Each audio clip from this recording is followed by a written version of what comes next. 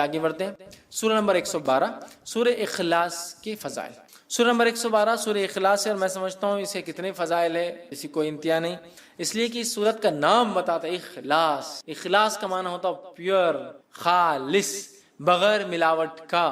اخلاص نے کیا کیا؟ سورۃ الاخلاص نے رب اور رب کیا نہیں ہے اس کو فرق کر دیا، گاڈ کیا ہے اور کیا نہیں ہے اس کو ڈیفرینشیٹ کر دیا. اس لیے اخلاص صاف کر دیا، کلیئر کر دیا، پیور کر دیا، کسی بھی قسم کی ملاوٹ باقی نہ کی رب کون ہے اور کیسا ہے. اخلاص، الاخلاص، سورۃ الاخلاص. خالص کا بولتے ہیں نا، خالص سونا، خالص دودھ ہے نا، مطلب پیور گولڈ، پیور ملک، خالص، ساری گندگیوں سے، برائی سے، کمزوریوں سے پاک، عیب سے پاک. سورۃ الاخلاص. سورۃ الاخلاص، سورہ اخلاص پڑھنے والوں سے اللہ تعالیٰ جو ہے محبت فرماتا. سورہ اخلاص جو لوگ پڑھتے ہیں اللہ تعالیٰ ان سے محبت فرماتا ہے. مسلم کی روایت ہے، ماں عائشہ رضی اللہ عنہا فرماتی اور کہتی ہے کہ اللہ کے رسول صلی اللہ علیہ وسلم نے ایک شخص کے قیادت میں لشکر بھیجا، مطلب ایک شخص کی قیادت میں، لیڈرشپ میں ایک بٹالین، ایک لشکر جو ہے آپ نے بھیجا.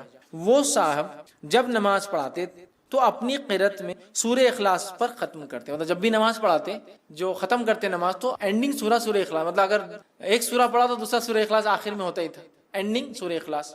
آنے کے بعد لوگوں نے کہا اللہ کے رسول صلی اللہ علیہ وسلم یہ صاحب کیا کرتے تھے، ہر نماز کے اینڈ میں سورہ اخلاص ایڈ رہتا تھا ان کا ایڈیشن، تو ختم کرتے. جب لشکر واپس آیا تو لوگوں نے رسول اللہ صلی اللہ علیہ وسلم ذکر کیا، آپ صلی اللہ علیہ وسلم نے ارشاد فرمایا اس سے دریافت کرو ایسا کیوں کرتا تھا. لوگوں نے اسے دریافت کیا، جا کر پوچھا تم ایسا کیوں کرتے تھے، تو اس نے جواب دیا یہ سورہ رحمان کی صفت بیان کرتا ہے، یہ سورہ رحمان کے، رب کے اوصاف، کیریکٹرسٹکس بیان کرتا. قل هو اللہ واحد، کہہ دو وہ اللہ ایک ہے، اللہ الصمد، اللہ بے نیاز، لم یلد، ٹھیک ہے، لم یلد ولم یولد، وہ کسی سے پیدا نہیں ہوا اور اس کے کوئی ماں باپ نہیں، مطلب نہ اس نے کسی کو پیدا کیا، نہ وہ کسی سے پیدا ہوا، نہ وہ اس کے کوئی ماں باپ ہے، نہ اس کو بیوی ہے، نہ اس کے کوئی بچے ہیں.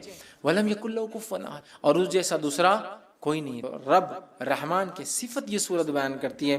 تو اس شخص نے کہا مجھے چونکہ اس میں رحمان کی صفتیں بیان ہوتی ہیں اس لیے میں اس کو پڑھتا ہوں، لہٰذا میں اسے پڑھتا ہوں اور اس کو پسند بھی کرتا ہوں چونکہ اللہ کی صفتیں ہیں. یہ سن کر رسول اللہ صلی اللہ علیہ وسلم نے فرمایا اسے جا کر بتا دو کہ اللہ تعالیٰ بھی اس سے محبت کر، کیونکہ وہ رحمان کی صفتوں کی وجہ سے سورہ اخلاص پڑھتا ہے، اللہ تعالیٰ بھی اس سے جو ہے محبت کرتا ہے. ٹھیک ہے. اسی طرح جو ہے ایک مرتبہ سورہ اخلاص پڑھنے کا ثواب 1/3 قرآن کے پڑھنے کے برابر، 1/3 قرآن پڑھنے کے برابر ہے. یہ صحیح مسلم 1/3 یاد رکھیے، کتنی اہم بات ہے، اس لیے کہ اس میں توحید ہے، توحید بڑی اہم بات ہے. ہم مسلمانوں کو ضرورت ہے اس توحید کو سمجھے، جس توحید کے کلمے کو جس کو ہم کہیں گے، جس توحید کے سورت کو پڑھنے کا ثواب 1/3 قرآن کے برابر ہے، اس توحید کو سمجھے. ہم توحید کو کبھی نہیں سمجھتے، اللہ ہم پہ رحم کرے، اور شرک میں ہماری زندگیاں گزری چلی. ٹھیک ہے، یہ بڑی خطرناک بات ہے، ہمیں توبہ کرنا چاہیے. تو سورہ اخلاص کی ضرور ہم تفسیر پڑھے، یاد رکھیں. اسی طرح سورہ اخلاص سے محبت اور اس کی کثرت سے تلاوت جنت میں جانے کا باعث ہے. اس سے محبت اور کثرت سے اس کی تلاوت جنت میں جانے کا باعث ہے. ابو ہریرہ رضی اللہ عنہ فرماتے ہیں رسول اکرم صلی اللہ علیہ وسلم کے ساتھ میں تھا، آپ صلی اللہ علیہ وسلم نے ایک آدمی کو قل واللہ احد پڑھتے ہوئے سنا تو آپ صلی اللہ علیہ وسلم نے فرمایا اس کے لیے واجب ہو گئی. میں نے عرض کیا کیا واجب ہو گئی؟ تو آپ صلی اللہ علیہ وسلم نے ارشاد فرمایا جنت. سورہ اخلاص پڑھا، آپ نے فرمایا اس کے لیے واجب ہو گئی. میں نے پوچھا کیا واجب ہو گئی اس کے لیے؟ تو کہا جنت. تو ابو کیا لگ رہا؟ صرف قل واللہ احد اللہ الصمد لم یلد ولم یولد ولم یکن لہ کفوا احد، جنت میرے واجب ہو گئی. یہ کلمے کے مطابق میری پوری زندگی گزرے مجھ پر جنت، یہ کلمے کے مطابق میری پوری زندگی گزرے اور میری موت اخلاص توحید پر ہی آئے، یہ میرے لیے واجب ہے، اب جنت مجھے. تو آپ سمجھ رہے ہیں کتنی اہم بات ہے. سورہ اخلاص معمولی نہیں، یاد رکھیں. اسی طرح جو ہے 10 مرتبہ سورہ اخلاص پڑھنے والے کے لیے جنت میں ایک گھر تعمیر کر دیا جاتا ہے. اب آپ دیکھیے غور سے، یہ پہلی صورت آئی جس میں کوانٹٹی آئی، کتنی بار پڑھنا ہے، باقی کسی میں بھی کوانٹٹی نہیں تھی اب تک.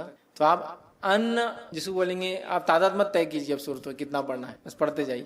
یہاں کوانٹٹی ہے، اگر اس نیت سے 10 بار پڑھی جائے کہ اس سے جو ہے جنت میں گھر چاہیے تو پھر اسی کوانٹٹی فکس ہے، پھر 10 بار ایک ساتھ پڑھ. آئی حدیث کے الفاظ، مسند احمد کی روایت ہے. معاذ بن انس رضی اللہ عنہ فرماتے اور کہتے ہیں رسول اللہ صلی اللہ علیہ وسلم فرمایا جس نے قل واللہ احد آخر تک 10 بار پڑھی اس کے لیے اللہ تعالیٰ جنت میں گھر تعمیر کرتے ہیں. جس نے سورہ اخلاص کو 10 بار پڑھا اللہ تعالیٰ اس کے لیے جنت میں ایک گھر تعمیر کرتے ہیں. سمجھ رہا بات کو؟ گھر تعمیر کرتے اللہ تعالیٰ کس شخص کے لیے؟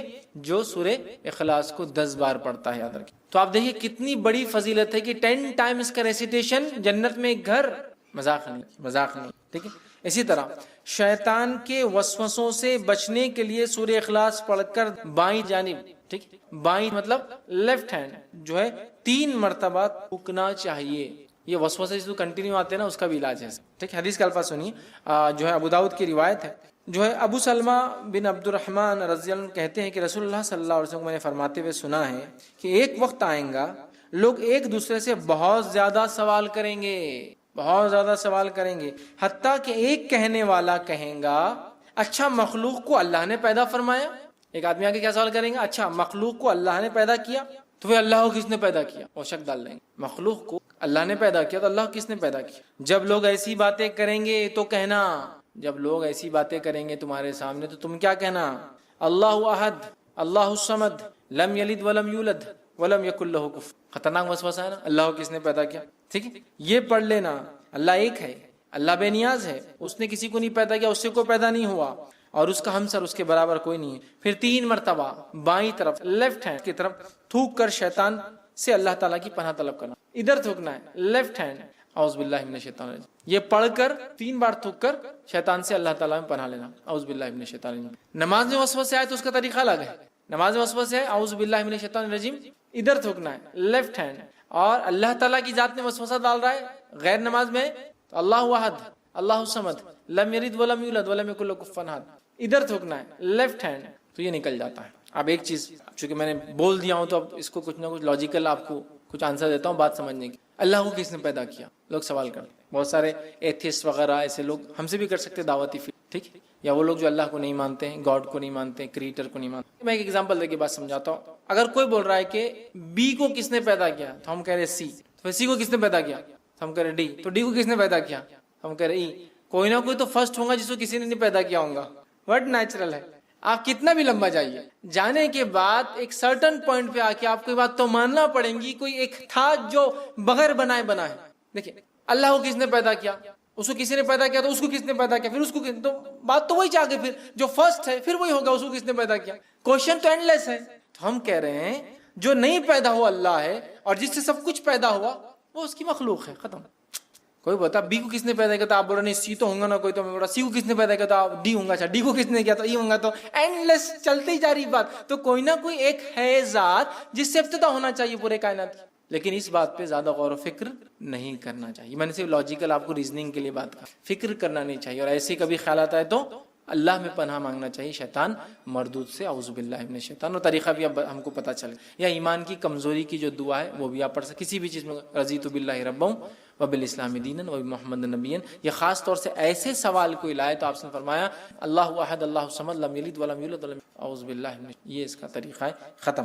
لاجیکلی آپ کو ایکسپلین کر دیا میں. نبی اکرم صلی اللہ علیہ وسلم جب طواف کر لیتے ہیں تو 2 رکعت جو نماز پڑھتے اس کے بعد تو اس میں پہلی رکعت میں کافرون اور دوسری رکعت میں سورہ اخلاص کی آپ صلی اللہ علیہ وسلم جو ہے تلاوت کیا کرتے تھے. اسی طرح آپ جب 3 وتر پڑھتے 3 وتر کے اندر پہلی رکعت میں سورہ اعلیٰ، دوسری رکعت میں سورہ کافرون، تیسری رکعت میں سورہ اخلاص پڑھتے تھے. اسی طرح نماز کوئی بھی اعمال تو اس سے پہلے اس بات کا علم ہونا ہمیں بے انتہا ضروری ہے کہ یہ اعمال جو ہے کیسے اللہ کے پاس قابل قبول ہو سکتے ہیں، کیسے ایکسیپٹیبل ہو سکتے ہیں، اللہ اس کو کیسے قبول کریں گا. اس لیے کہ اللہ رب العزت کے نزدیک اصل یا شریعت کے نزدیک اصل یہ نہیں کہ آپ کتنے اعمال کرتے ہیں. شریعت کے نزدیک جو چیز اصل ہے وہ یہ ہے جو اعمال کرتے ہیں وہ کیسے آپ اعمال کرتے ہیں. بات سمجھ رہا؟ مطلب اعمال کی تعداد کوانٹٹی اصل نہیں ہے، وہ اعمال جو کیے جا رہے ہیں وہ کس نیت سے اور کیسے کیا جا رہا ہے اس کی کوالٹی سب سے امپورٹنٹ نہیں. یاد رکھیے. تو ہو سکتا ہے کہ انسان ساری زندگی جو نماز پڑھتا رہے لیکن اسے پتہ نہ ہو کہ وہ کیا چیز جو تھی جو اس کے اس عبادت کی نفی اس کو ختم کر دے رہی تھی، اور وہ نماز تو پڑھ رہا تھا اور وہیں ایک دوسرا عمل کرتا تھا جو اس عمل کو ختم کر دیتا تھا. تو اسلام میں اصل چیز یہ نہیں کہ ہم کتنے اعمال کرتے ہیں، اصل یہ ہے کہ وہ اعمال کتنے قابل قبول ہے اللہ کے پاس. کتنے اعمال ہمارے کرنے کے بعد اللہ اس کو قبول کرتا ہے، پھر چاہے تعداد بہت زیادہ ہو، اعمال کی تعداد بہت کم ہو. اصل یہ ہے کہ رب کے پاس جو اعمال قابل قبول ہے وہ اعمال سب سے بہترین ہے. یاد رکھیے. تو بہت سارے لوگ ہوتے ہیں جو اعمال کی کثرت تو کرتے ہیں لیکن یہ نہیں جانتے کہ کون سا عمل ان کا رب قبول کرتا ہے اور کون سا قبول نہیں کرتا. اور بس اعمال تو کیے جا رہے ہیں اور ادھر ایک طرف عمل ہے اور دوسری طرف اس کا رد، اس کے منفی کام کرتے چلے جاتے ہیں. تو اس بات کو ہم ذہن نشین کر لیجئے کہ ہمیں اعمال کرنا ہے تو وہ اعمال جو اللہ کو قابل قبول ہو، پھر چاہے وہ کتنا ہی چھوٹا عمل ہو، خالص نیت سے اگر کیا جائے رب کے لیے تو انشاءاللہ اس کا جو ہے بہترین بدلہ ہم دنیا اور آخرت میں پاتے ہیں. نبی اکرم صلی اللہ علیہ وسلم اس بات کی وضاحت یوں کرتے حدیث میں، اور آپ نے فرمایا، حدیث کے الفاظ یوں ہیں، ابن ماجہ کی روایت ہے، بہت سارے آپ صلی اللہ علیہ وسلم لوگ ایسے ہیں جو روزہ رکھتے ہیں لیکن ان کا روزہ سوائے بھوک کے انہیں کچھ فائدہ نہیں دیتا. بہت سارے لوگ ایسے ہیں دنیا میں جو روزہ تو رکھتے ہیں لیکن ان کا روزہ سوائے بھوک کے ان کو کوئی فائدہ نہیں دیتا. حالانکہ ہم جانتے ہیں روزہ جہنم کی آنکھ سے ڈھال ہے، لیکن اگر روزہ رکھ کر انسان روزے کے وہ شرائط، وہ کنڈیشنز پورے نہ کرے جن کنڈیشنز پہ روزہ قبول ہوتا ہے، تو روزہ تو انسان رکھ رہا ہے، ٹھیک ہے، انسان روزہ تو رکھ رہا ہے لیکن وہ روزہ قابل قبول نہیں ہے اللہ کے واسطے، اس لیے کہ وہ روزے کی حالت میں غیبت کرتا ہے، چغلی کرتا ہے، برائی کو نہیں چھوڑتا اور لوگوں کو تکلیف پہنچاتا ہے، بد کلامی کرتا ہے اور گناہ اور معصیت کے کاموں میں ڈوبا ہوا ہے، تو ایسے انسان کے اعمال اللہ رب العزت کے لیے کوئی قابل قبول نہیں ہے، اور ایسا انسان سوائے بھوک کے اور کوئی فائدہ نہیں اٹھاتا، یاد رکھیے. اسی طرح فرماتے ہیں ایسے بہت سے لوگ ہیں جو قیام کرتے ہیں، مطلب راتوں میں نماز پڑھتے ہیں لیکن ان کا قیام صرف جاگنے کے علاوہ کوئی ثواب نہیں دیتا. ان کو روزہ رکھتے ہیں، بھوک کے علاوہ کوئی فائدہ نہیں پاتے، راتوں میں قیام کرتے ہیں اور جاگنے کے علاوہ کوئی ثواب نہیں پاتے.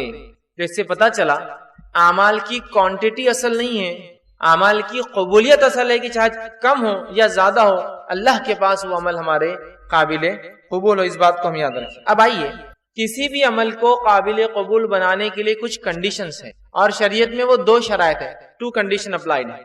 اگر 2 شرطیں پوری ہوتی ہے تو وہ اعمال قابل قبول ہے، اگر وہ کنڈیشن پوری نہیں ہوتی اعمال قابل قبول نہیں. آئیے، سب سے پہلی چیز، کسی بھی عمل کو قبول کرانے کے لیے جو شرط ہے، پہلی شرط جس کی وجہ سے وہ عمل قابل قبول ہوتا ہے وہ اخلاص، مطلب وہ اعمال خالص اللہ کے لیے کیا جائے، وہ عمل خالص اللہ کے لیے کیا جائے. یاد رکھیں اس کے اندر کسی قسم کا دکھاوا، نام اور نمود، ریا، شہرت، تکبر، بڑائی، لوگ دیکھے، تعریف کرے، دنیا کا فائدہ حاصل، کوئی اس کا مقصد نہیں سوا اللہ کو راضی کرنے.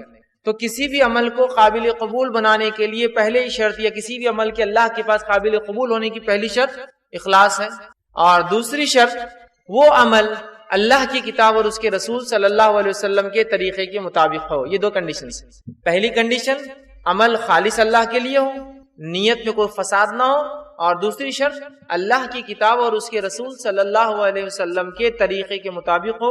اگر یہ 2 کنڈیشن فلفل ہوں گی، یہ 2 شرائط پوری ہوں گی تو ہی میرے اور آپ کے اعمال قابل قبول ہے، ورنہ عمل کے ہم ڈھیر لگاتے جائیں گے لیکن وہ عمل قابل قبول نہیں ہوں گے. یاد رکھیے نہیں ہوں گے. آپ صلی اللہ علیہ وسلم فرمایا من صلی یرائی فقد اشرک، جس نے دکھاوے کے لیے نماز پڑھی اس نے شرک کیا. مطلب یہ ہوا کہ نماز تو کتنا افضل عمل ہے جو اللہ کی کتاب کے مطابق وہ کر رہا ہے، رسول کی سنت کے مطابق وہ کر رہا ہے، لیکن پہلی شرط غائب ہو گئی. پہلی شرط کیا؟ اخلاص. من صلی یرائی فقد اشرک، اس نے دکھاوے کو نماز پڑھ رہا ہے تو وہ شرک ہو گیا، وہ اللہ کے لیے نہیں ہوئی، وہ جس کو دکھانے پڑ رہا اس کے لیے ہو گئی. پھر آپ نے فرمایا من صام یرائی فقد اشرک، جس نے دکھاوے کے لیے روزہ رکھا اس نے شرک کیا، اور پھر فرمایا جس نے دکھاوے کے لیے صدقہ دیا اس نے شرک کیا. تو یہ حدیث اس کی وضاحت کر رہی ہے کہ دو شرائط ضروری ہے، اور ایک بھی کم ہونے سے عمل بیکار ہو جاتے ہیں. پہلا اخلاص کے ساتھ، دوسرا اللہ کی کتاب اور اس کے رسول صلی اللہ علیہ وسلم کے طریقے کے مطابق وہ عمل کیا جائے. تو آج کے بعد ہم یہ بات کو ذہن نشین کر لیں کہ کسی بھی عمل کو کرنے سے پہلے اپنی نیتوں کو ہم درست کر لیں، اخلاص، خالص نیت اللہ کے لیے، اور پھر عمل جو بھی کر رہے ہیں اللہ کی کتاب میں اگر ہے اور نبی اکرم صلی اللہ علیہ وسلم کے پھر طریقے کے مطابق ہو تو انشاءاللہ العزیز یہ عمل جو ہے قابل قبول ہے. نبی اکرم صلی اللہ علیہ وسلم فرماتے ہیں، صحیح بخاری کی روایت آپ نے فرمایا اور بہت ساری کتب حدیث میں محدثین نے اس حدیث کو سب سے پہلی روایت کیا، یہ سب سے پہلے باب میں اس کو باندھتے ہیں. آپ نے فرمایا انما الاعمال بالنیات، اعمال کا انحصار، اعمال کا دار و مدار اعمال نیت سے ہے. تو جو کچھ بھی عمل میں اور آپ کرتے ہیں اس کے قبول ہونے کے لیے جو اصل چیز ہے وہ نیت ہے. یاد رکھیں نیت سے مراد یہ ہے کہ کس اخلاص سے نیت کے ساتھ کام کیا گیا، یا دکھاوے کے لیے کام کیا گیا، یا دنیا کے فائدے کے لیے کام کیا گیا، یا دنیا کی شہرت کے لیے کام کیا گیا. تو اصل چیز جو ہے نیت ہے. اور ایک بات یاد رکھیے نیت کس کی کیا ہے ہم نہیں جانتے، یاد رکھیں، تو لہٰذا ہم الزام نہیں لگاتے. لیکن اعمال قابل قبول تب ہے اس لیے جبکہ نیت درست ہو. اس لیے آپ نے فرمایا انما الاعمال بالنیات، اعمال کا انحصار، اعمال کا دار و مدار نیت سے ہے. یاد رکھیں. تو اس حدیث سے یہ بات پتہ چلی ہمیں کہ اگر کسی عمل میں اگر ہماری نیت درست نہیں ہوتی ہے، نیت درست نہیں ہونا مطلب اخلاص کے خلاف کوئی کام ہوتا ہے. نیت کا درست ہونا مطلب اخلاص کے ساتھ کسی کام کو آپ کر رہے ہیں. تو جہاں نیت درست نہیں ہوتی ہے اور اخلاص نہیں ہوتا ہے، اس کے اندر ریا شامل ہو جاتی ہے، اس میں دکھاوا آ جاتا ہے، تو یاد رکھیے پھر ایسا عمل قابل قبول نہیں ہوتا ہے۔ اور جو حدیث میں نے آپ کے سامنے رکھی، اس حدیث سے جو نقطہ، جو پوائنٹ واضح ہوتا ہے وہ یہ ہے، انما الاعمال بالنیات، اعمال کا انحصار نیتوں پر ہے۔ تو یہ حدیث یہ بتا رہی ہے عمل بھی ہونا ضروری ہے اور نیت بھی ہونا ضروری ہے۔ اچھا عمل کرے، اچھی نیت کے ساتھ کرے، یاد رکھیے، ورنہ ہوتا کیا ہے؟ مثال دیتا ہوں ایک آپ کو۔ ایک شخص جو ہے نماز پڑھ رہا ہے، نماز کیسا عمل ہے؟ اچھا عمل۔ نیت کیا ہے لیکن نماز پڑھتے ہو؟ لوگ دیکھیں میں کتنی نماز پڑھتا ہوں، لوگ دیکھیں میں کتنی لمبی لمبی نمازیں پڑھتا ہوں، لوگ دیکھیں میں کس کثرت سے نماز پڑھتا ہوں، لوگ دیکھیں کہ مسجد میں سب جانے کے بعد بھی میں نماز کے لیے کھڑا رہتا ہوں، ہے نا؟ تو عمل تو اچھا ہوا، نیت خراب ہونے سے یہ عمل قابل قبول ہے؟ بتائیے، اللہ کے پاس نہیں ہے قابل قبول، یاد رکھیں۔ اسی طرح سے اگر کوئی شخص کسی سے کوئی چیز چراتا ہے اس اچھی نیت سے کہ میں غریبوں میں یہ چیز کو تقسیم کر دوں گا، نیت تو بہت اچھی ہے کہ غریبوں میں چیز تقسیم کرنے کی وہ سوچ رہا ہے کہ بھائی غریبوں کو کچھ دوں، لیکن عمل کیا کر رہا ہے؟ اس کے لیے وہ چوری کر رہا ہے اور چرا کر دوسروں کو دے رہا ہے، تو کیا یہ قابل قبول اللہ کے پاس نہیں؟ یاد رکھیے، تو عمل بھی درست ہو اور نیت بھی درست ہو، یاد رکھیے، تو پھر وہ قابل قبول ہوتا ہے، یاد رکھیے۔ اور عمل کے درست ہونے کے لیے اللہ کی کتاب، اس کے رسول کی سنت کے مطابق، اور نیت کے درست ہونے کے لیے اخلاص کی ضرورت ہے، یاد رکھیے۔ تو یہ حدیث بھی اسی چیز کی جو ہے وضاحت کرتی ہے۔ اب آئیے، اخلاص کسے کہتے ہیں؟ میں سمجھتا ہوں اخلاص بہت عام لفظ ہے، بہت واضح لفظ ہے، ہر آدمی استعمال کرتا ہے۔ اخلاص کا معنی ہوتا ہے پیور، خالص۔ جیسے کہ ہم کہتے ہیں کہ خالص دودھ، مطلب اس دودھ میں کوئی ملاوٹ نہیں ہے، خالص ہے یہ۔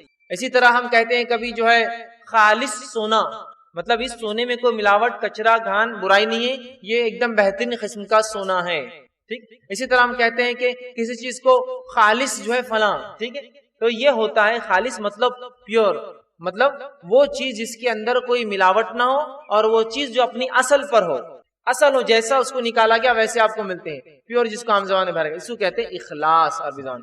اسی لیے ایک سورت کو بھی قرآن میں سورہ اخلاص کہا جاتا ہے، جو کہ 112 نمبر کا سورہ ہے، جس کو عام زبان میں سورہ قل هو اللہ احد کہتے ہیں۔ اسے سورہ اخلاص اس لیے کہا جاتا ہے کہ اس نے رب کی شخصیت کو خالص کر دیا، اب اس کے بعد جو کچھ ہے وہ شرک ہے، یاد رکھیے۔ تو چونکہ اس نے اللہ کی ذات اور اس کی توحید کو خالص کر دیا، اسی لیے سورت کو کہتے ہیں سورت الاخلاص۔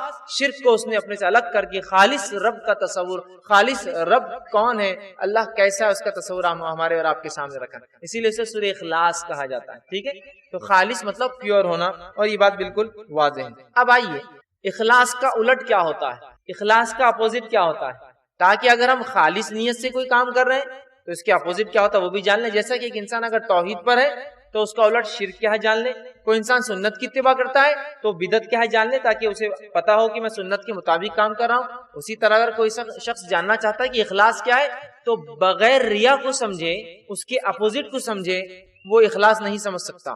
تو ریا کسے کہتے ہیں آئیے وہ بھی دیکھتے ہیں۔ ریا یہ اخلاص کا اپوزٹ ہوتا ہے، اخلاص کا اپوزٹ ہوتا ہے۔ ریا عربی زبان کے لفظ سے آتا ہے، را سے آتا ہے، اس کا معنی ہوتا ہے دیکھنا، کسی چیز کو دیکھنا، ٹھیک ہے، یا کسی چیز کو دکھانے کے لیے کرنا، اسی سے لفظ ریا آتا ہے۔ مطلب ریا کا شرعی اصطلاح میں معنی یہ ہوگا کہ کوئی عمل جو خالص اللہ کے لیے کرنا چاہیے، اس عمل کو انسان اللہ کو چھوڑ کر یا اللہ کے ساتھ، ٹھیک، مطلب جو عمل اللہ کے لیے خالص ہوتے ہیں، جیسا عبادتیں ہیں، نماز ہے، روزہ ہے، زکوٰۃ ہے، اچھائی کا حکم دینا، برائی سے روکنا، تو وہ اعمال جن کے کرنے سے اللہ خوش ہوتا ہے، جس کا حکم اس نے دیا ہے، ان اعمال کو انسان اللہ کے علاوہ کسی اور کے لیے کرے کہ وہ خوش ہو جائے، وہ راضی ہو جائے، اس سے کچھ دنیاوی فائدہ ہو جائے، مطلب وہ اعمال جن کے کرنے سے اللہ خوش اور راضی ہوتا ہے، ان اعمال کو انسان اگر انسانوں کے لیے کرے تاکہ انسان خوش ہو جائے، انسان راضی ہو جائے، یا دنیا کا کچھ فائدہ ہو جائے، تو اس عمل کو ریا کہتے ہیں۔ عام زبان میں کہیے تو دکھاوا یا شو آف، دکھاوا جس کو بولتے ہیں عام زبان میں، وہی ریا ہے، یاد رکھیں، ٹھیک ہے۔ اور اللہ رب العزت نے ہمیں قرآن میں جو ہے بار بار حکم دیا۔ میں نے آپ کے سامنے قرآن کی 3 آیتوں کی کچھ حصے تلاوت کیے تھے اور ایک سورت کی 3 آیتیں بہرحال تلاوت کی۔ پہلی آیت جو میں نے آپ کے سامنے تلاوت کی سورہ زمر سورہ نمبر 39 آیت نمبر 11 تھی۔ اللہ نے فرمایا قل انی امرت ان اعبد اللہ مخلصا لہ، کہ نبی آپ کہہ دیجئے کہ مجھے یہ حکم آیا ہے کہ میں خالص نیت کے ساتھ اپنے رب کے حکم کو بجا لاؤں، یا اپنے دین پر جو خالص نیت کے ساتھ عمل کروں۔ تو یہاں نبی اکرم صلی اللہ علیہ وسلم کو اللہ نے حکم دیا، اے نبی اب خالص نیت کے ساتھ اللہ کے لیے عمل کیجئے۔ دوسری آیت جو میں نے آپ کے سامنے تلاوت کی تھی وہ سورہ نساء سورہ نمبر 4 کی آیت نمبر 142، جس میں اللہ نے فرمایا ان المنافقین یخادعون اللہ وهو خادعهم، کہ منافق وہ ہے جو یہ سمجھتے ہیں کہ وہ اللہ کو دھوکہ دیتے جبکہ وہ خود دھوکے میں ہیں۔ پھر اللہ نے فرمایا وَإِذَا قَامُوا إِلَى الصَّلَاةِ قَامُوا كُسَالَىٰ يُرَاءُونَ النَّاسَ وَلَا يَذْكُرُونَ اللَّهَ إِلَّا قَلِيلًا، اور جب نماز کے لیے کھڑے ہوتے ہیں تو بہت سستی سے کھڑے ہوتے ہیں اور دکھاوے کے لیے کھڑے ہوتے ہیں اور اللہ کا ذکر نہیں کرتے مگر بہت تھوڑا سا۔ تو یہاں منافق کی نماز کے تعلق سے تذکرہ آیا، یراؤن الناس، لوگوں کو دکھانے کے لیے وہ عمل کرتے ہیں۔ تیسرا جو میں نے آپ کے سامنے تلاوت کی تھی یہ سورہ ماعون سورہ نمبر 107 کی آیت نمبر 4 سے لے کر 7 تھی، جس میں اللہ نے فرمایا فویل للمصلین، لعنت ہو، خرابی ہو، بربادی ہو، ہلاکت ہو، برائی ہو نمازیوں کے لیے۔ کون سے نمازیوں کے لیے؟ الذین هم عن صلاتهم ساہون، جو اپنی نمازوں کو بھلا بیٹھے ہیں، مطلب کبھی پڑھتے ہیں کبھی نہیں پڑھتے، مصیبت آئی تو پڑھتے ہیں، فراوانی میں نہیں پڑھتے، کچھ نمازیں پڑھتے ہیں اور کچھ نمازیں نہیں پڑھتے، یہ بھی مانا ہے ایسا کہ ظہر اثر مغرب پڑھ لی، عشاء فجر چھوڑ دی، یا پھر ایگزامس آگے کوئی مصیبت ہے، دواخانے میں کوئی ایڈمٹ ہے تو نمازیں ہو رہی، جب صحت دے دی اللہ نے تو نماز ختم۔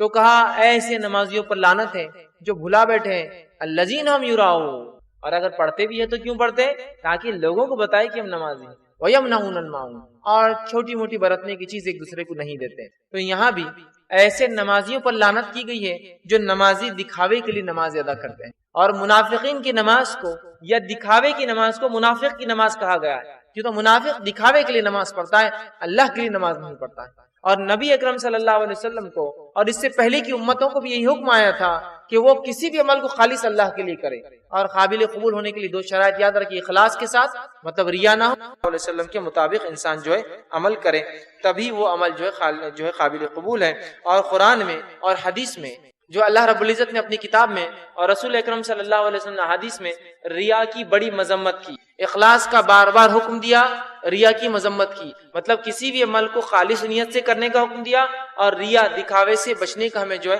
حکم دیا گیا۔ یاد رکھیے مسند احمد کی روایت ہے، نبی اکرم صلی اللہ علیہ وسلم فرماتے اور کہتے ہیں جس چیز کے معاملے میں میں اس امت کے لیے سب سے زیادہ ڈرتا ہوں وہ ریا ہے۔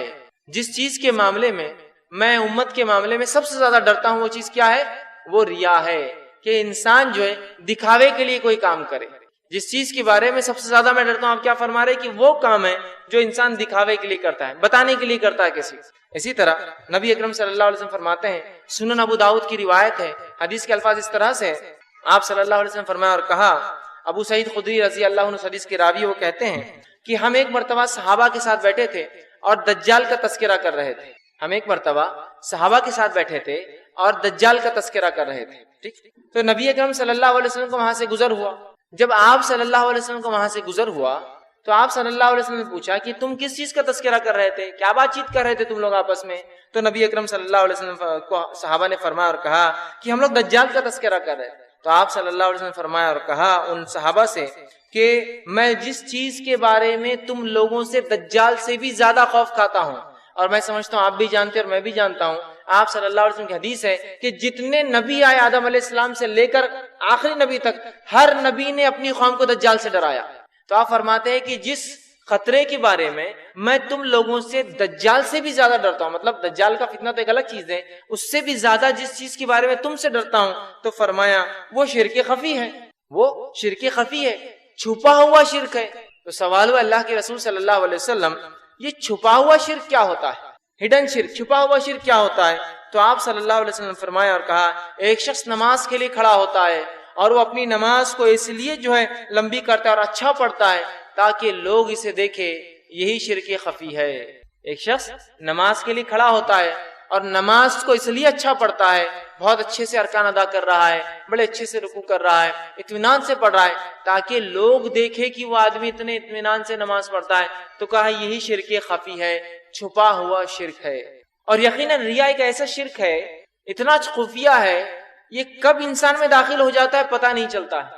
عبداللہ بن عباس رضی اللہ عنہ اس کے تعلق سے فرماتے ہیں، کہتے ہیں کہ ریا یا شرک خفی انسان میں ایسا داخل ہوتا ہے جیسے کالی رات میں کالے پتھر پر کالی چوٹی کا چلنا، اس سے بھی آہستہ جو انسان میں داخل ہو جاتا ہے کہ انسان خالص کو عمل کرے۔ اور ریا یاد رکھیے یہ عمل سے پہلے بھی ہو سکتا ہے، عمل کے بیچ میں بھی ہو سکتا ہے، عمل کے بعد میں بھی ہو سکتا ہے، پورا عمل بھی ریا والا ہو سکتا ہے، عمل کا کچھ حصہ بھی ریا ہو سکتا ہے، ڈیپینڈ نہیں ہے کہ آدمی کتنی نیت سے کیا عمل کس کے لیے کرتا ہے، ٹھیک ہے؟ تو کچھ حصہ بھی ہو سکتا ہے، مکمل بھی ہو سکتا ہے، ٹھیک ہے؟ تو آپ نے فرمایا جس چیز کے بارے میں تم سے زیادہ ڈرتا ہوں دجال سے بھی، وہ ریا ہے، دکھاوا، شرک خفی ہے۔ اسی طرح مسند احمد کی روایت ہے، آپ صلی اللہ علیہ وسلم ریا کے بارے میں فرماتے کہتے ہیں ان اخوف ما اخاف علیکم الشرک الاصغر، جس چیز کے بارے میں تم سے سب سے زیادہ ڈرتا ہوں وہ شرک اصغر ہے، چھوٹا شرک ہے۔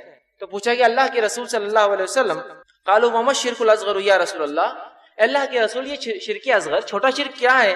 تو آپ نے فرمایا کہا جو ہے قال الریا، دکھاوا چھوٹا شرک۔ تو آپ نے فرمایا قال الریا کہ دکھاوے کے لیے کوئی انسان عمل کرے یہ چھوٹا شرک ہے۔ اس سے پہلے کی حدیث میں کہا یہ خفیہ شرک ہے۔ تو اندازہ لگائیے، ریا، دکھاوا، شو آف، یہ شرک ہے، یاد رکھیے، بہت سخت جرم ہے، بہت بڑا گناہ ہے، یاد رکھیے۔ لیکن آج ہم دیکھتے ہیں ریا کی کیا حالت ہو چکی ہے، دکھاوے کا کیا معاملہ ہو چکا ہے کہ تمام کام، افسوس کے ساتھ کہہ رہا ہوں، تمام کام جو زندگی میں آج ہم کر رہے ہیں اس کا مقصد کیا ہے؟ دکھاوا۔ میں نے اگر کوئی لباس خریدا تو اس لیے یہ لباس نہیں خریدا کہ یہ لباس مجھے پسند ہے، اس لیے یہ خریدا کہ میں اس کو بتاؤں کہ میں یہ پہن سکتا ہوں۔ میں فلاں بستی میں جا کر رہتا ہوں، میں اس لیے وہاں گھر بنا کر نہیں رہتا ہوں کہ وہاں سکون، چین اور اطمینان اور سہولتیں، میں اس لیے وہاں گھر بنا کر رہتا ہوں اس لیے کہ مالدار لوگ وہاں رہتے ہیں۔ میں فلاں چیز اور فلاں ہوٹلوں میں اس لیے کھانا کھاتا ہوں کہ یہاں اس لیے کھاتا ہوں کہ لوگ یہاں دیکھ کر عزت کرتے کہ یہ شخص فلاں ہوٹلوں میں جاتا ہے۔ میں چیزیں استعمال کی چیزیں، فلاں چیزیں اس لیے خریدتا ہوں اس لیے کہ مجھے ان کی ضرورت ہے، میں اس لیے خریدتا ہوں کہ لوگ ان سے جانیں کہ میرا وزن کتنا بڑھتا ہے سماج کے اندر۔ ہماری عورتیں زیورات اس لیے نہیں پہنتی ہیں کہ زیور پہن کر اپنے شوہر کو خوش کرے یا اپنے محرمات کے سامنے آئے، اس لیے پہنتے ہیں کہ محفلوں میں بتایا جائے کہ ہم کتنے وزن میں بڑھتے ہیں، مطلب جس کو ہم کہیں گے کہ ہماری کیا اسٹیٹس اور کیا مقام ہے۔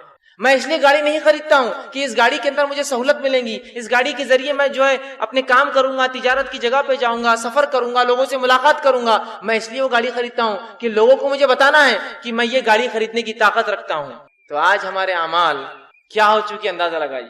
لوگ شادی کرتے ہیں، نکاح آدھا دین ہے، آپ صلی اللہ علیہ وسلم فرمایا، آپ حدیث میں فرماتے ہیں نکاح آدھا دین ہے، اب انسان اس کے بعد باقی آدھے کی فکر کرے، مطلب آدھا دین مکمل کرتا ہے، لیکن یہ نکاح بھی دکھاوا ہے۔ اس لیے کہ ہم نکاح اس لیے ایسا کرتے ہیں، فلاں ہال میں اس لیے کرتے ہیں، فلاں منڈپ لگا کے اس لیے کرتے ہیں، فلاں لوگوں کو اس لیے بتاتے ہیں کہ ہمیں بتانا ہے کہ ہم کیا ہے، سماج جان لے کہ میں کیا ہوں۔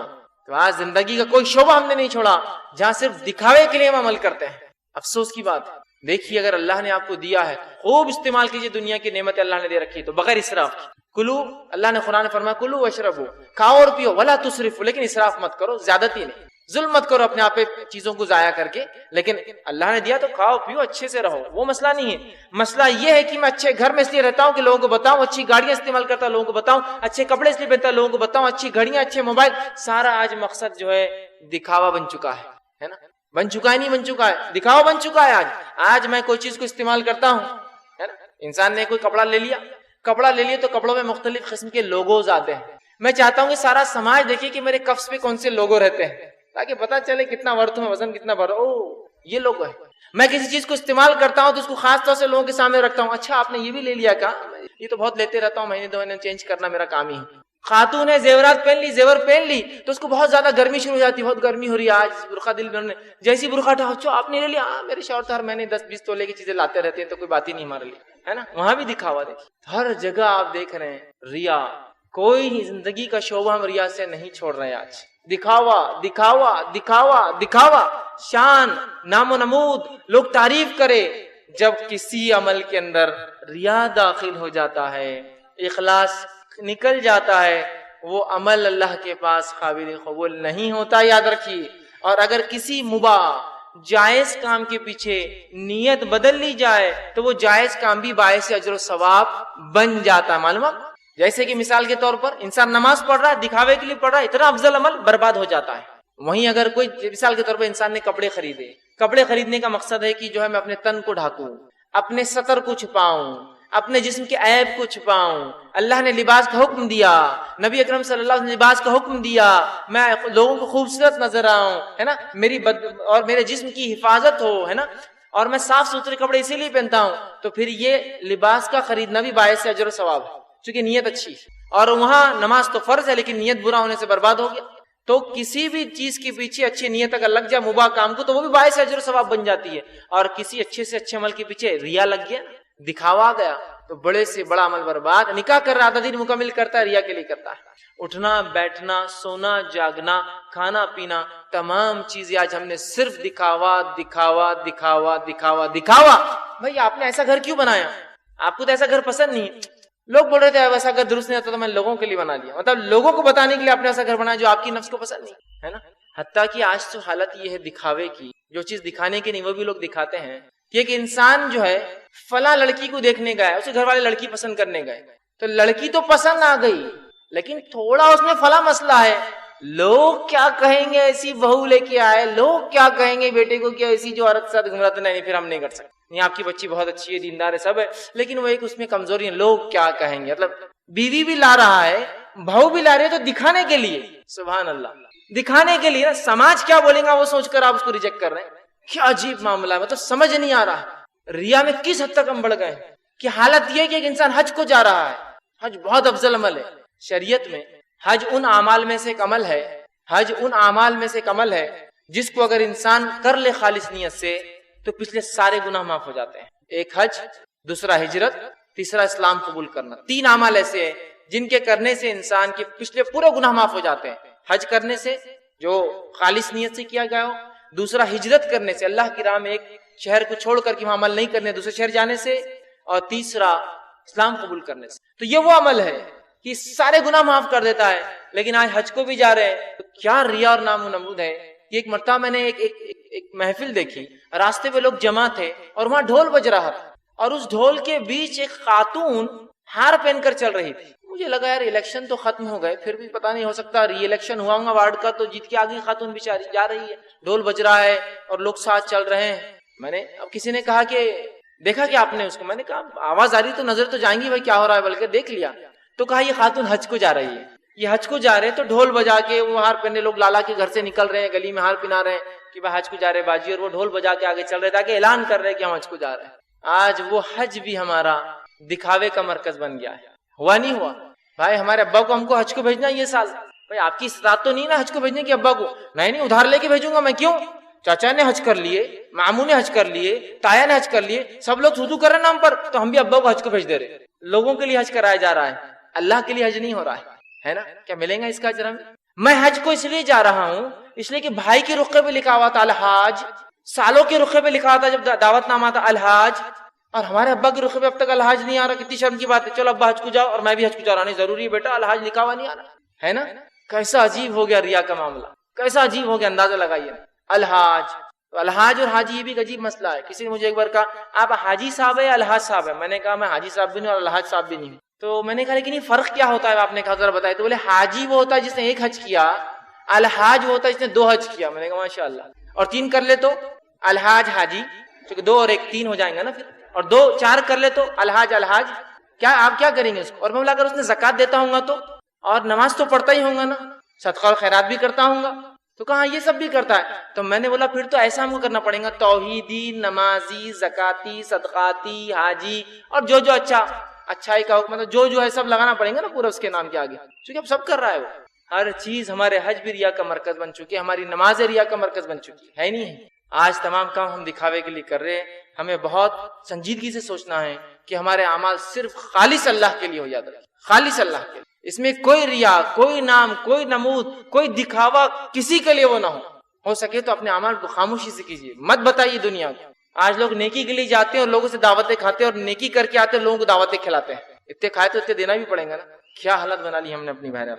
تو آپ سے فرماتے ہیں جس چیز کے بارے میں سب سے زیادہ تم سے ڈرتا ہوں وہ شرک جو ہے اصغر ہے.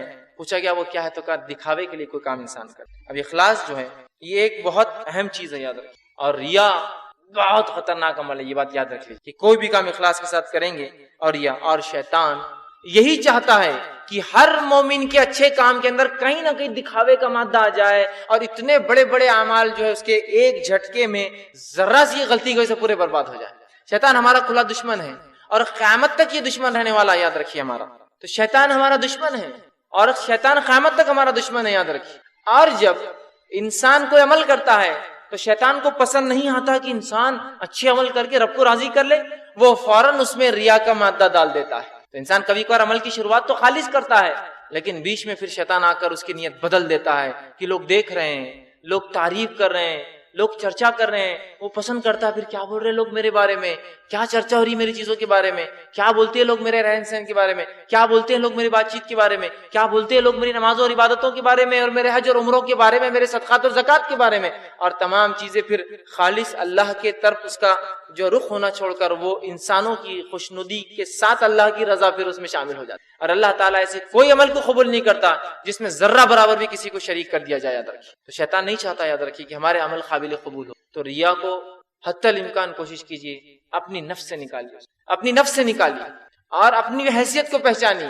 شیطان کی پلاننگ کو سمجھیے، اس کے منصوبوں کو جانیے اور اس کے خلاف کام کیجیے، یاد رکھیے۔ تو ریا سے ہمیں بچنا ہے، یاد رکھیے۔ اب مخلص اخلاص کا کیا فائدہ ہوتا ہے؟ اب اخلاص کا کیا فائدہ ہوتا ہے وہ تو اب جانے دیجیے۔ میں ایک واقعہ رکھتا ہوں، کہ ایک حدیث رکھتا ہوں کہ اخلاص والی مجلس میں بیٹھنے کا کیا فائدہ ہوتا ہے۔ تو ایک الگ بات ہے اخلاص، خالص نیت سے کوئی کام کیا جائے تو کیا اللہ کے پاس کتنی خوشنودی اور کتنا اللہ خوش ہوتا ہے، راضی ہوتا ہے، اور کتنا اجر دیتا ہے۔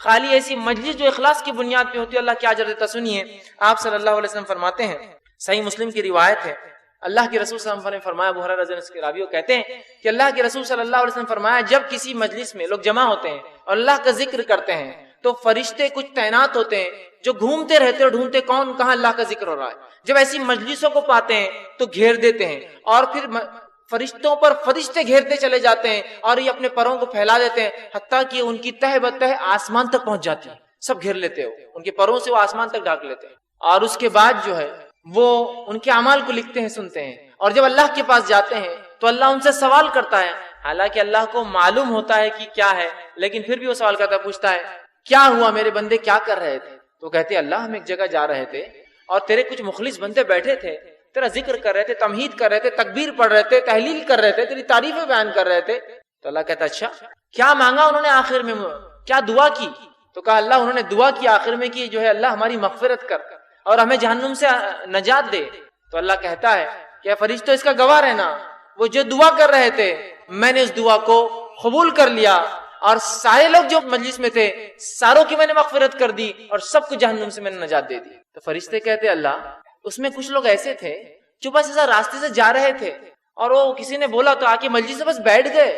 تو اللہ کے رسول صلی اللہ علیہ وسلم فرماتے اور کہتے اللہ ان کے جواب دیتا اور کہتا ہے وہ ایسی مجلس تھی فرشتوں کہ جن میں بیٹھنے والا بھی محروم نہیں رہتا، بیٹھنے والا بھی فائدہ اٹھا لیتا ہے۔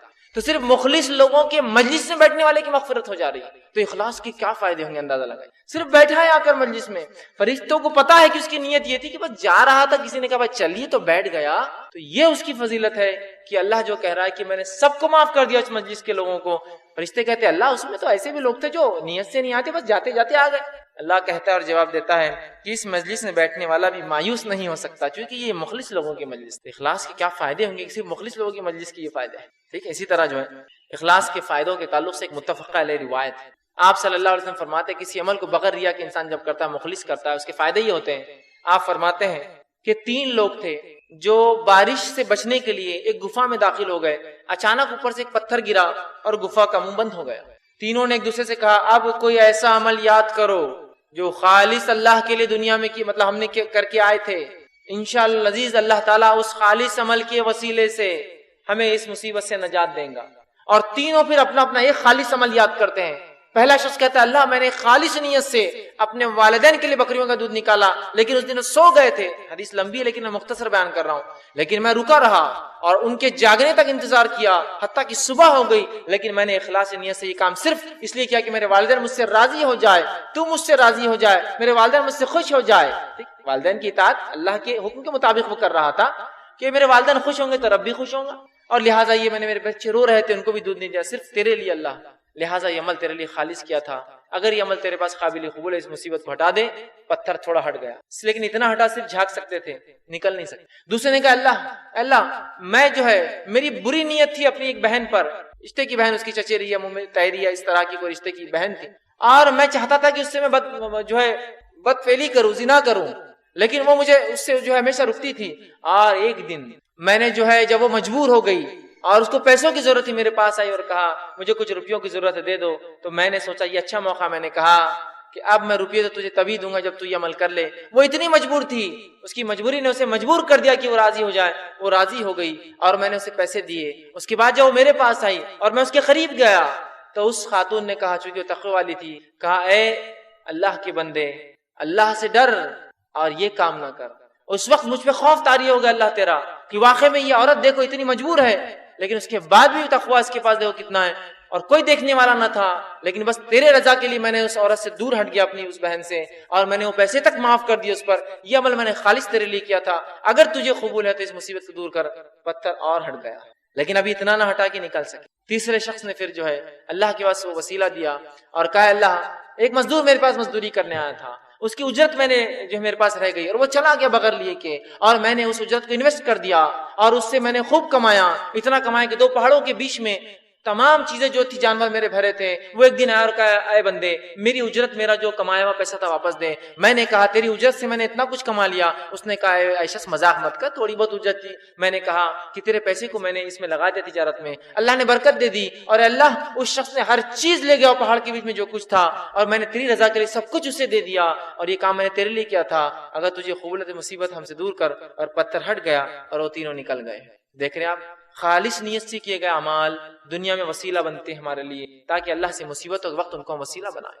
کتنی فائدے ہیں اخلاص کے. یوسف علیہ السلام کا واقعہ یہ دیکھتے ہیں. یوسف علیہ السلام اللہ کے ایک برگزیدہ نبی, اور نبی اکرم صلی اللہ علیہ وسلم کی تعریف کی اور کہا, یوسف سے بہترین شجرہ نسب کس کا ہو سکتا ہے؟ یوسف ابن یعقوب ابن اسحاق ابن ابراہیم, کس کا نسب نامہ, کس کا شجرہ, کس کا خاندانی نسب اتنا اعلیٰ ہو سکتا ہے کہ پردادا بھی نبی, دادا بھی نبی, باپ بھی نبی اور پوتا بھی نبی.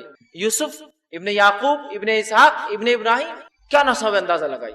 تو یوسف علیہ السلام کے تعلق سے اللہ فرماتا ہے سورہ یوسف سورہ نمبر 12 آیت نمبر 24 میں, اور یوسف علیہ السلام کے تعلق سے تو میں خاص طور سے کہوں گا نوجوانوں کو کہ یوسف علیہ السلام کی زندگی ضرور مطالعہ کرے ایک بار. وہ اس نوجوان کی زندگی ہے جس کو ایک عورت نے خاموشی میں, اکیلے میں, ایک بہت اونچے درجے کی عورت تھی, وہ راز ظاہر ہونے کا کوئی چانس بھی نہیں تھا, اس نے آفر کیا بدفعلی کے لیے, زنا کے لیے, لیکن یوسف وہ نوجوان تھے جنہوں نے اس کے آفر کو ٹھکرایا, جبکہ رب کے علاوہ کوئی دیکھنے والا نہ تھا, دنیا میں کسی کو نہیں پتا تھا کیا ہو رہا ہے, لیکن اس کے بعد بھی وہ زنا جیسے عمل کے قریب نہیں گئے. تو یوسف آج کے نوجوانوں کے لیے, امت مسلمہ کے ایک رول ماڈل ہے اپنی نفس کو بچانے کے لیے. کیا پاک باز وہ نوجوان تھا کہ جس پہ اس عورت نے نظر ڈالی, اور اللہ کے رسول صلی اللہ علیہ وسلم فرماتے ہیں, یہ حسن درجے کی روایت ہے, اللہ رب العزت نے خوبصورتی کا آدھا حصہ یوسف کو دیا تھا, لیکن اس کے باوجود دیکھیے آپ, کیا دنیا میں پتا چلتا, ہاں چھوٹی موٹی عورت کو زنا کرے تو پتا چلتا ہے, ایک اعلیٰ درجے پہ کوئی کام ہو تو وہ عزیز مصر, وہ بادشاہ کی بیوی ہے, کوئی اس پر نظر رکھنے والا نہیں ہے, وہ آفر کرتی دروازے کے پیچھے, اور یوسف کہتے ہیں میں اللہ سے ڈرتا. تو اس نوجوان کا واقعہ سنیے, اللہ نے فرمایا اور کہا, كَذَلِكَ لِنَصْرِفَ عَنْهُ السُّوءَ وَالْفَحْشَاءَ إِنَّهُ مِنْ عِبَادِنَا الْمُخْلَصِينَ. یوسف کی ایک صفت بیان کی اور فرمایا, ہم نے اسے